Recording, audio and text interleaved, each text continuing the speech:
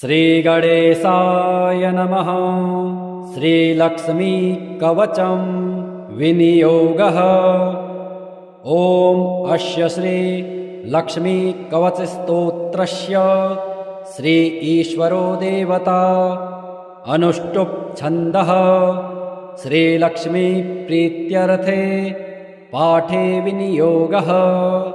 ॐ लक्ष्मी मे चाग्रतः पातु कमला पातु पृष्ठतः नारायणी शीर्षदेशे सर्वाङ्गे श्रीस्वरूपिणी रमापत्नी तु प्रत्यङ्गे सदावतु क्षमेश्वरी विशालाक्षी योगमाया कौमारी चक्रिणी तथा जयद्दात्री धनदात्री पाशाक्षमालिनी शुभा हरिप्रिया हरिरामा जयङ्करी महोदरे कृष्णपारायणा देवी श्रीकृष्ण मनमोहिनी जयङ्करे महारौद्रे सिद्धिदात्रे शुभङ्करे सुखदा मोक्षदा देवी चित्रकूटनिवासिनी भयं हरतु भक्तानां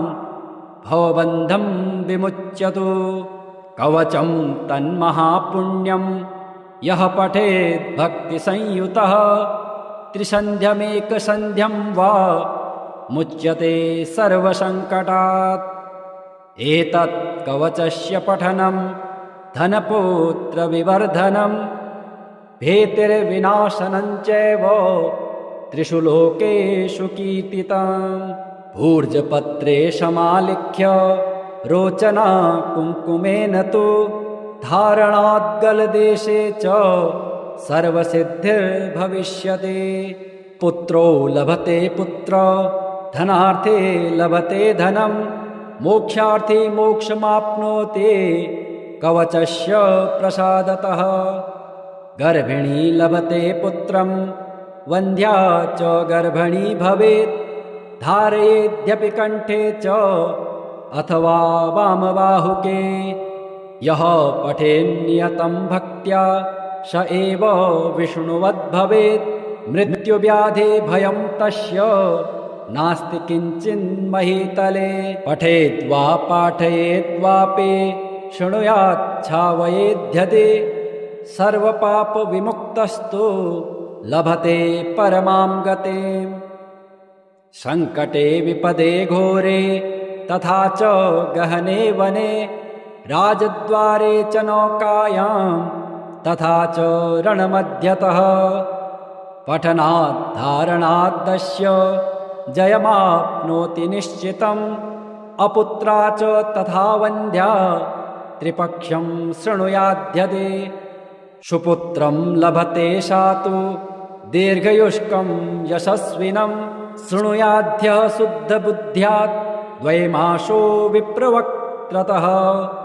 सर्वान् कामान् वाप्नोति सर्वबन्धात् विमुच्यते मृतवत्सा जीववत्सा त्रिमासं श्रवणं यदि रोगे रोगाद् विमुच्येत पठनान् मासमध्यतः लिखित्वा भूर्जपत्रे च अथवा तालपत्रके स्थापयेन्नियतं गेहे नाग्निचौरभयं क्वचित् शृणुयाद्धारयेद्वापि पठेद्वा पाठयेदपि।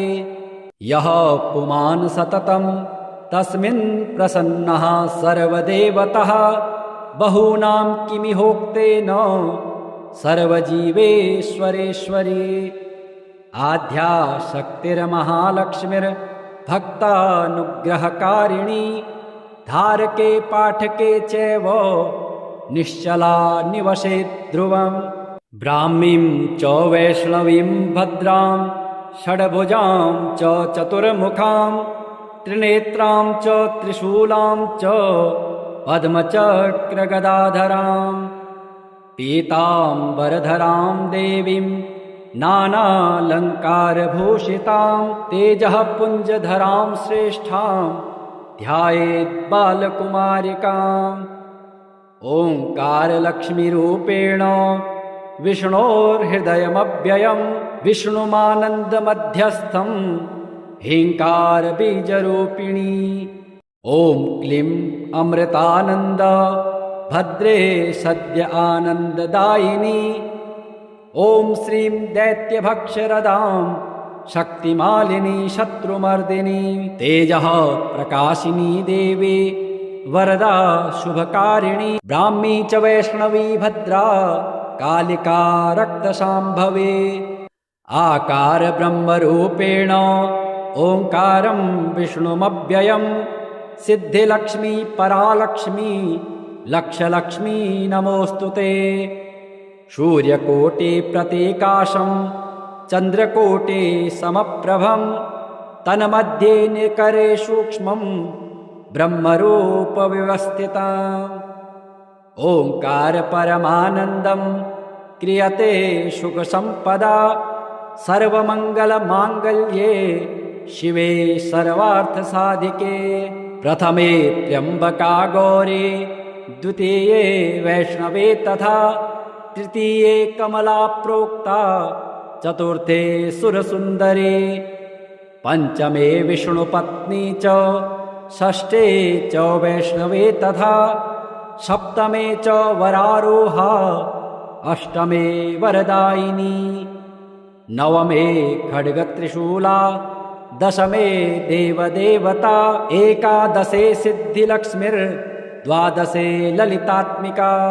एतत् स्तोत्रं पठन्तस्त्वां स्तुवन्ते भुवि मानवः सर्वोपद्रवमुक्तास्ते नात्र कार्या विचारणा। एकमासं द्वैमासं वा त्रिमासं च चतुर्थकं पञ्चमासं च षड्मासं त्रिकालं यः पठेन्नरः ब्राह्मणः क्लेशतो दुःख दरिद्रा भयपीडिताः जन्मान्तरसहस्रेषु मुच्यते सर्वक्लेशतः। अलक्ष्मीर्लभते लक्ष्मी मपुत्रः पुत्रमुत्तमं धन्यं यशस्यमायुष्यं वहनि चोरभयेषु च।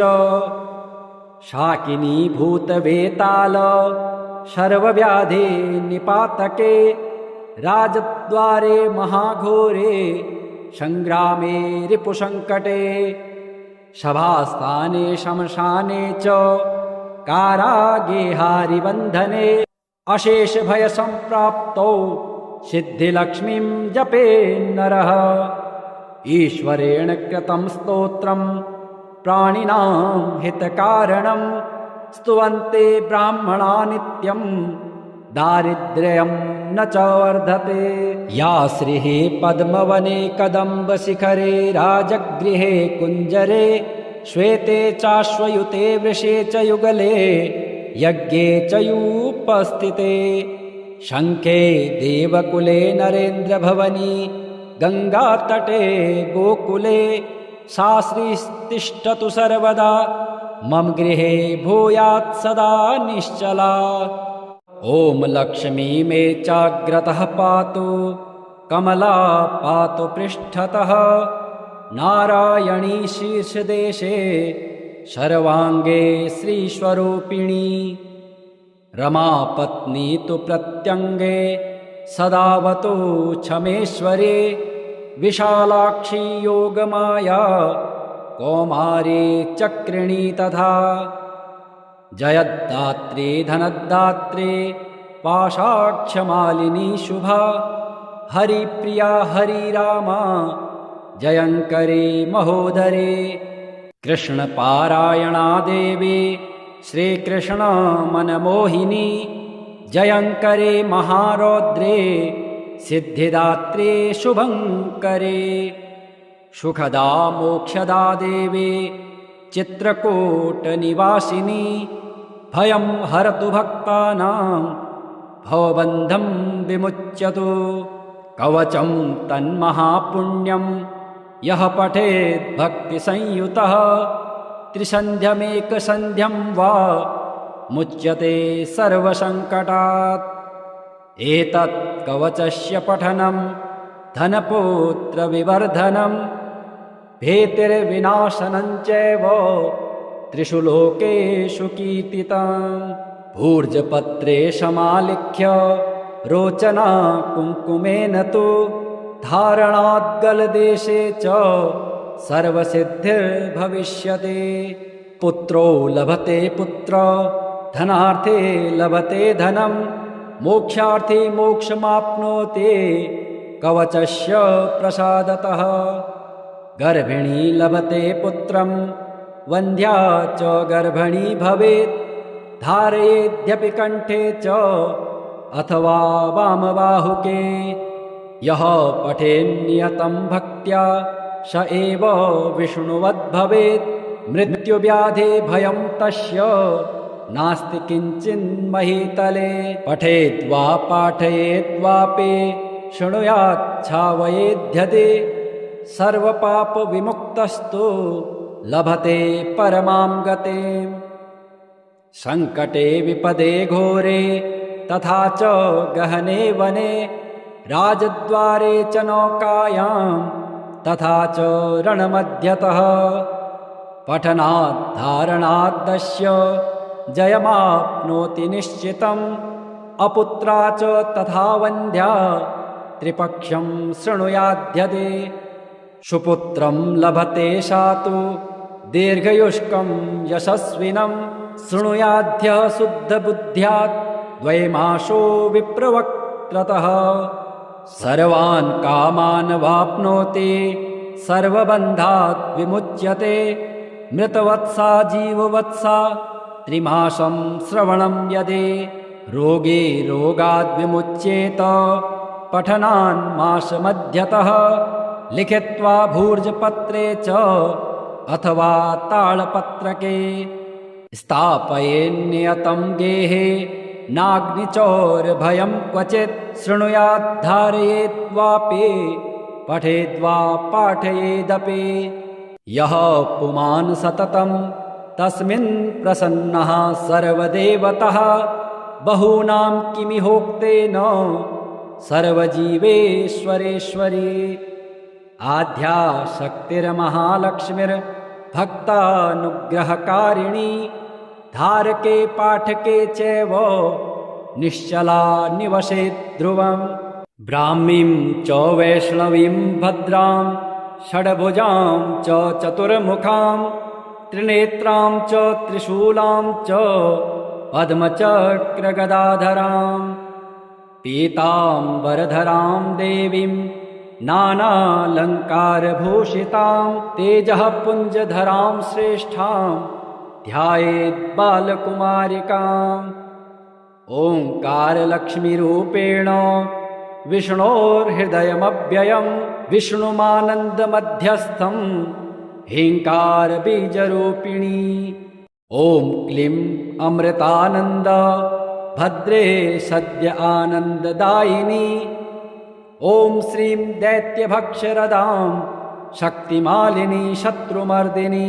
तेजः प्रकाशिनी देवी वरदा शुभकारिणी। ब्राह्मी च वैष्णवी भद्रा कालिका रक्तशाम्भवी। आकार ब्रह्मरूपेण ओङ्कारं विष्णुमव्ययं सिद्धिलक्ष्मी परालक्ष्मी लक्षलक्ष्मी नमोऽस्तु ते। सूर्यकोटिप्रतीकाशं चन्द्रकोटिसमप्रभं तन्मध्ये निकरे सूक्ष्मं ब्रह्मरूपविवस्थितम्। ओङ्कार परमानन्दं क्रियते सुखसम्पदा सर्वमङ्गलमाङ्गल्ये शिवे सर्वार्थसाधिके। प्रथमे त्र्यम्बका गौरी द्वितीये वैष्णवे तथा तृतीये कमला प्रोक्ता चतुर्थे सुरसुन्दरी पञ्चमे विष्णुपत्नी च षष्ठे च वैष्णवे तथा सप्तमे च वरारोहा अष्टमे वरदायिनी नवमे खड्गत्रिशूला दशमे देवदेवता एकादशे सिद्धिलक्ष्मीर्द्वादशे ललितात्मिका।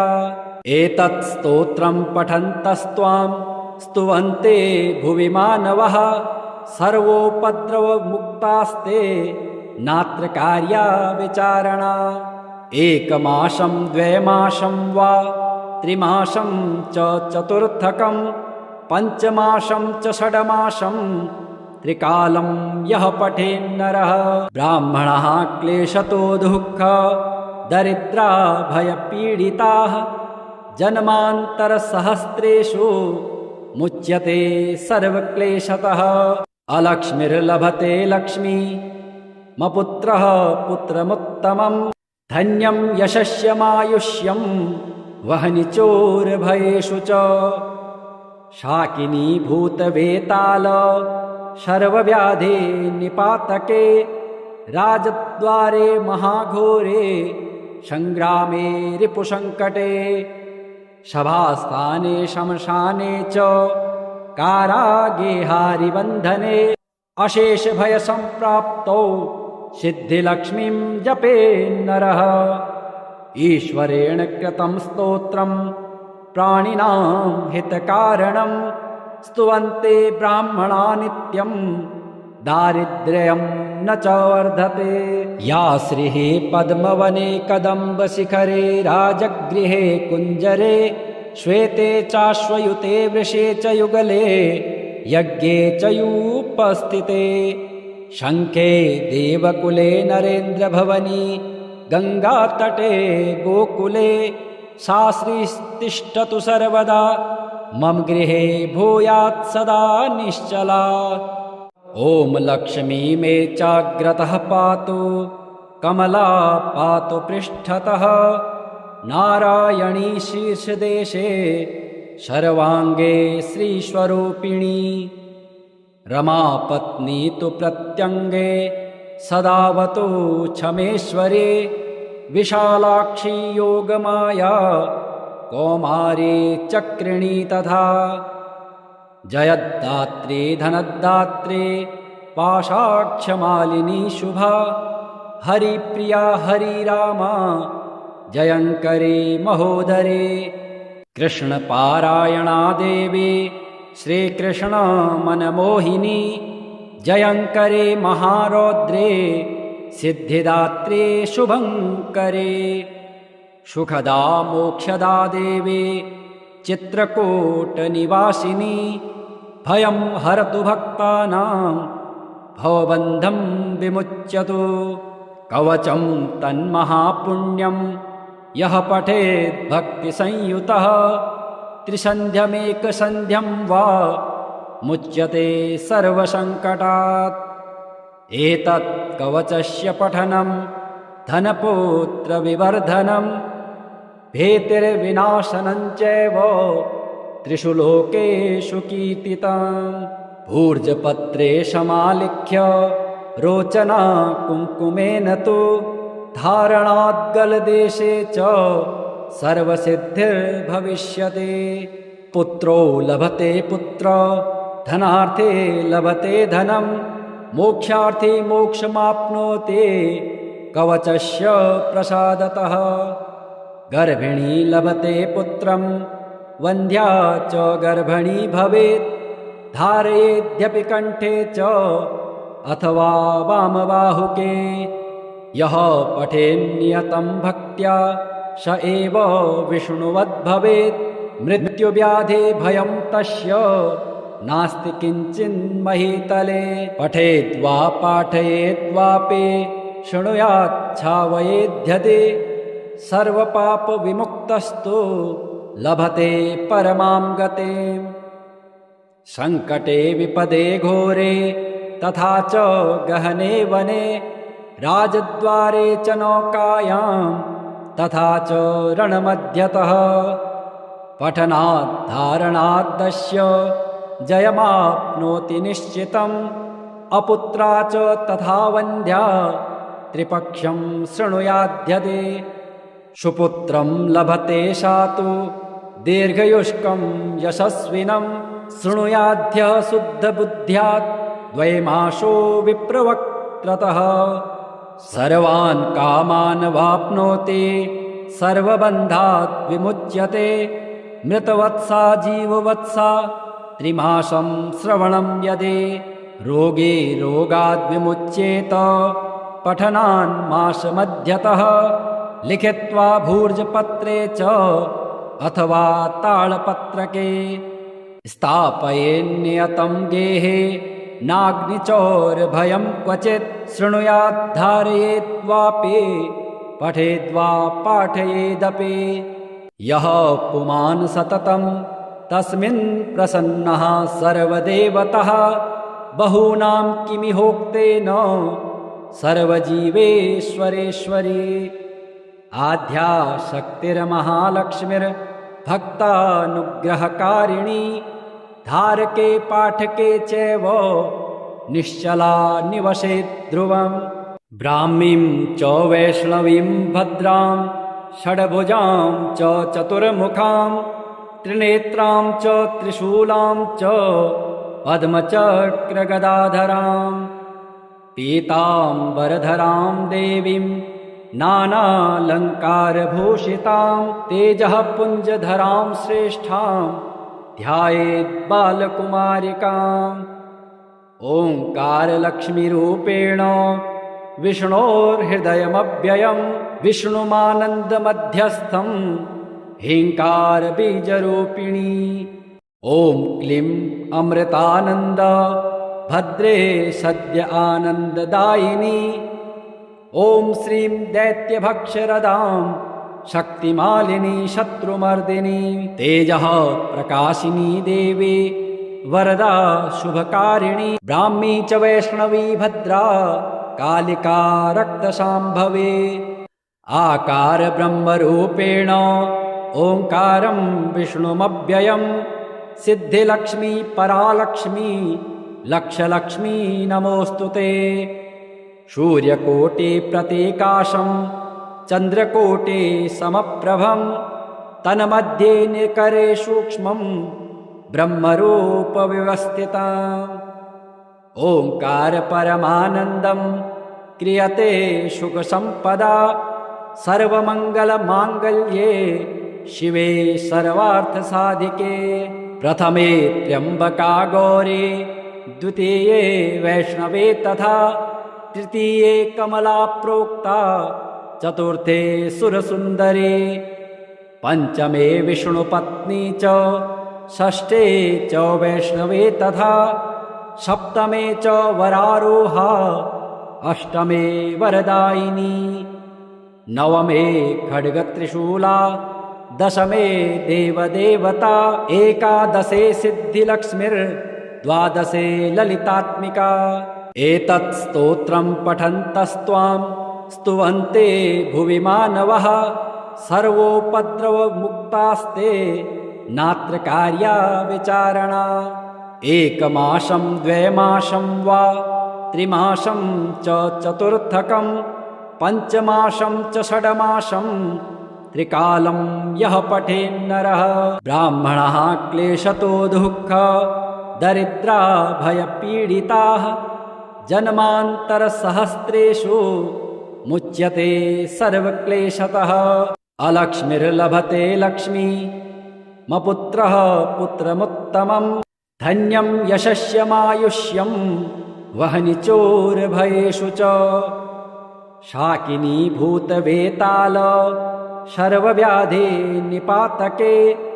राजद्वारे महाघोरे संग्रामे रिपुसङ्कटे सभास्थाने शमशाने च कारागेहारिबन्धने अशेषभयसम्प्राप्तौ सिद्धिलक्ष्मीं जपेन्नरः ईश्वरेण कृतं स्तोत्रं प्राणिनां हितकारणं स्तुवन्ते ब्राह्मणा नित्यं दारिद्र्यं न च वर्धते या श्रीः पद्मवने कदम्बशिखरे राजगृहे कुञ्जरे श्वेते चाश्वयुते वृषे च युगले यज्ञे च यूपस्थिते शङ्खे देवकुले नरेन्द्रभवनी गङ्गातटे गोकुले सा श्रीस्तिष्ठतु सर्वदा मम गृहे भूयात् सदा निश्चला ॐ लक्ष्मी मे चाग्रतः पातु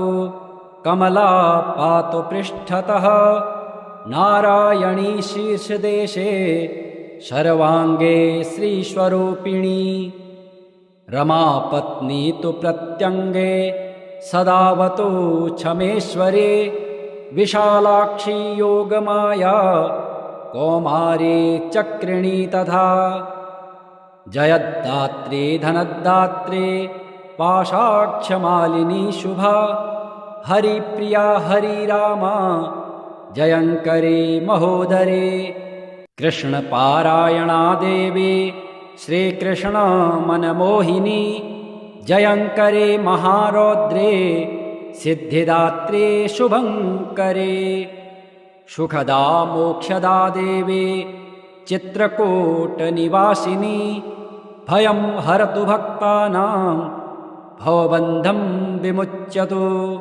कवचं तन्महापुण्यं यः पठेत् भक्तिसंयुतः त्रिसन्ध्यमेकसन्ध्यं वा मुच्यते सर्वसङ्कटात् एतत् कवचस्य पठनं धनपुत्रविवर्धनं भीतिर्विनाशनं चैव त्रिषु लोकेषु कीर्तितम् भूर्जपत्रे समालिख्य रोचना कुङ्कुमेन तु धारणाद्गलदेशे च सर्वसिद्धिर्भविष्यति पुत्रो लभते पुत्र धनार्थे लभते धनं मोक्षार्थी मोक्षमाप्नोति कवचस्य प्रसादतः गर्भिणी लभते पुत्रं वन्ध्या च गर्भिणी भवेत् धारयेद्यपि कण्ठे च अथवा वामबाहुके यः पठेन्नियतं भक्त्या स एव विष्णुवद्भवेत् मृत्युव्याधि भयं तस्य नास्ति किञ्चिन्महीतले पठेद्वा पाठयेद्वापि शृणुयाच्छावयेध्यते सर्वपापविमुक्तस्तु लभते परमां गतिम् सङ्कटे विपदे घोरे तथा च गहने वने राजद्वारे च नौकायां तथा च रणमध्यतः पठनाद्धारणाद्दस्य जयमाप्नोति निश्चितम् अपुत्रा च तथा वन्ध्या त्रिपक्षं शृणुयाध्यते सुपुत्रं लभते सा तु दीर्घयुष्कं यशस्विनं शृणुयाद्यः शुद्धबुद्ध्यात् द्वैमासो विप्रवक्त्रतः सर्वान् कामान् वाप्नोति सर्वबन्धात् विमुच्यते मृतवत्सा जीववत्सा त्रिमासं श्रवणं यदि रोगे रोगाद् विमुच्येत पठनान् मासमध्यतः लिखित्वा भूर्जपत्रे च अथवा तालपत्रके स्थापयेन्नियतं गेहे नाग्निचौरभयं क्वचित् शृणुयाद्धारयेद्वापि पठेद्वा पाठयेदपि यः पुमान् सततं तस्मिन् प्रसन्नः सर्वदेवतः बहूनां किमिहोक्तेन सर्वजीवेश्वरेश्वरी आद्या शक्तिर्महालक्ष्मीर्भक्तानुग्रहकारिणी धारके पाठके चैव निश्चला निवसेत् ध्रुवम् ब्राह्मीं च वैष्णवीं भद्रां षड्भुजां च चतुर्मुखां त्रिनेत्रां च त्रिशूलां च पद्मचक्रगदाधरां पीताम्बरधरां देवीं नानालङ्कारभूषितां तेजः पुञ्जधरां श्रेष्ठां ध्यायेत् बालकुमारिकाम् ओङ्कारलक्ष्मीरूपेण विष्णोर्हृदयमव्ययं विष्णुमानन्दमध्यस्थं ह्रीङ्कारबीजरूपिणी ॐ क्लीं अमृतानन्द भद्रे सद्य आनन्ददायिनी ॐ श्रीं दैत्यभक्षरदां शक्तिमालिनी शत्रुमर्दिनी तेजः प्रकाशिनी देवी वरदा शुभकारिणी ब्राह्मी च वैष्णवी भद्रा कालिका रक्तशाम्भवी आकार ब्रह्मरूपेण ओङ्कारं विष्णुमव्ययं सिद्धिलक्ष्मी परालक्ष्मी लक्षलक्ष्मी नमोऽस्तु ते।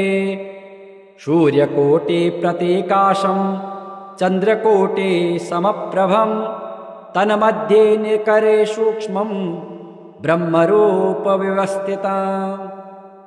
ओङ्कार परमानन्दं क्रियते सुखसम्पदा सर्वमङ्गलमाङ्गल्ये शिवे सर्वार्थसाधिके।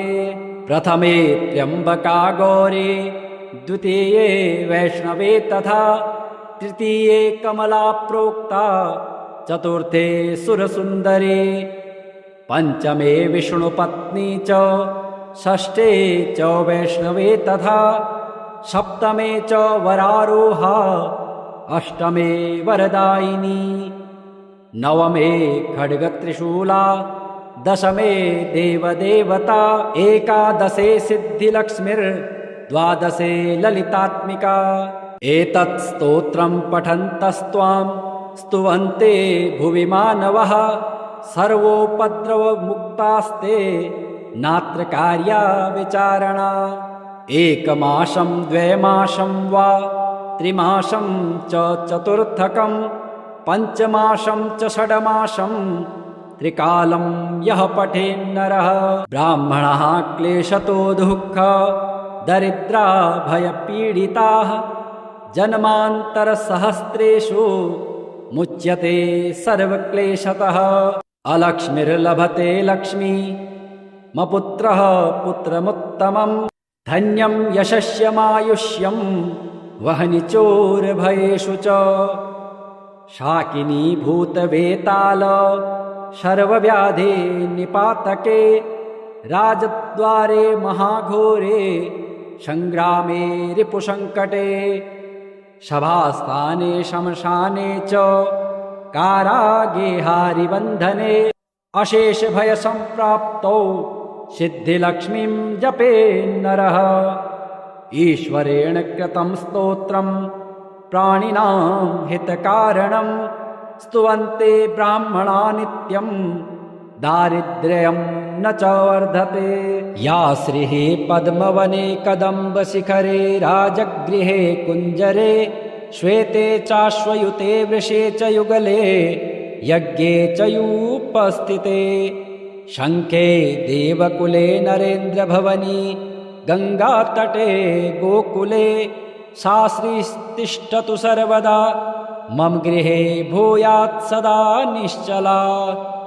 ॐ लक्ष्मी मे चाग्रतः पातु कमला पातु पृष्ठतः नारायणी शीर्षदेशे सर्वाङ्गे श्रीस्वरूपिणी रमापत्नी तु प्रत्यङ्गे सदावतु क्षमेश्वरे विशालाक्षी योगमाया कौमारी चक्रिणी तथा जयद्दात्री धनदात्री पाशाक्षमालिनी शुभा हरिप्रिया हरिरामा जयङ्करी महोदरे कृष्णपारायणा देवी श्रीकृष्ण मनमोहिनी जयङ्करे महारौद्रे सिद्धिदात्रे शुभङ्करे सुखदा मोक्षदा देवी चित्रकूटनिवासिनी भयं हरतु भक्तानां भवबन्धं विमुच्यतु। कवचं तन्महापुण्यं यः पठेत् भक्तिसंयुतः त्रिसन्ध्यमेकसन्ध्यं वा मुच्यते सर्वसङ्कटात्। एतत् कवचस्य पठनं धनपुत्रविवर्धनं भीतिर्विनाशनं चैव त्रिषु लोकेषु कीर्तितम्। भूर्जपत्रे समालिख्य रोचना कुङ्कुमेन तु धारणाद्गलदेशे च सर्वसिद्धिर्भविष्यति।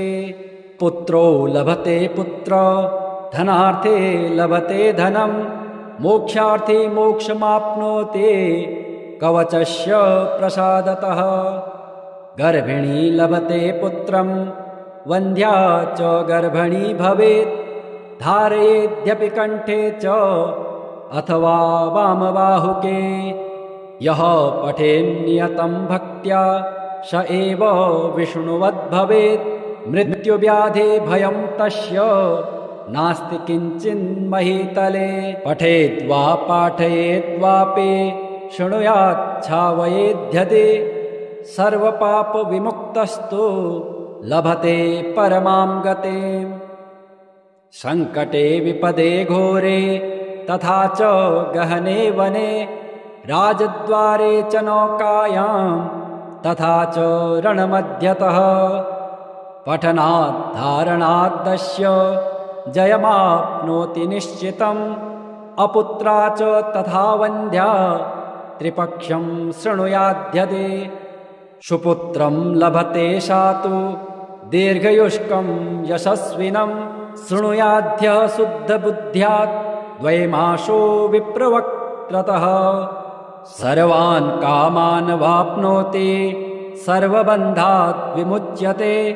मृतवत्सा जीववत्सा त्रिमासं श्रवणं यदि। रोगे रोगाद् विमुच्येत पठनान् मासमध्यतः। लिखित्वा भूर्जपत्रे च अथवा तालपत्रके।